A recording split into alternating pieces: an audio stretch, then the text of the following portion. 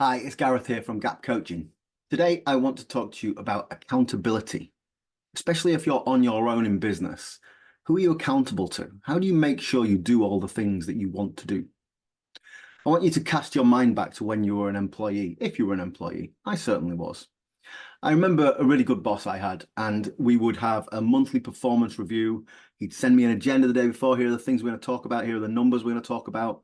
Then we would sit down in his office and we would have loads of time. We'd have an hour to go through everything. He wouldn't surprise me with anything. He was really supportive. He would tell me about what he was expecting. We would discuss the things that I was going to go away and do for the next month.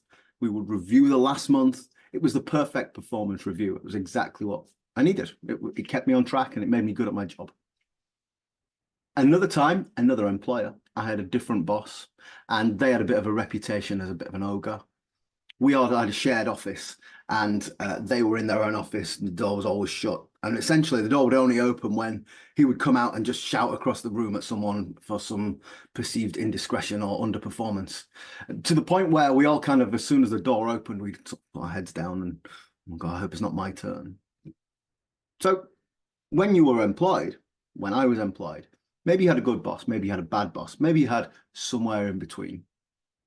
But now you don't have a boss. It's all down to you. So how are you going to hold yourself accountable?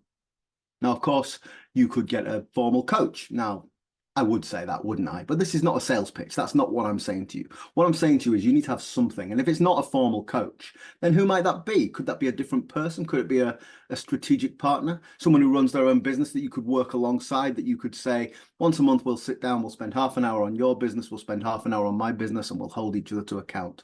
Doesn't have to be formal. You could go out for lunch, but make it a business lunch rather than just just go out and have a chat.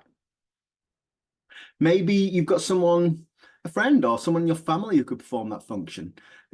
I would just say, be careful. We've all got that friend, haven't we? That's, we love them, but they're a bit of a moaner. That might not be the person you want to talk to about your business. But maybe you have got someone in your social life who would be willing and able to perform that function. Maybe you haven't got someone else, in which case you kind of have to do this yourself. Like so many other parts of running a business is on you. But again, it's about making time and space for you to do that. So you can have that performance review, just like with my boss. You sit in an office and all you're doing is focusing on your performance for the last month. But you've got to do it. You've got to make time, put it in your diary, clear the space, make sure you've got the results to review, make sure you've got that plan that you can keep looking at. So there you go. Accountability. Do you have it? And to whom?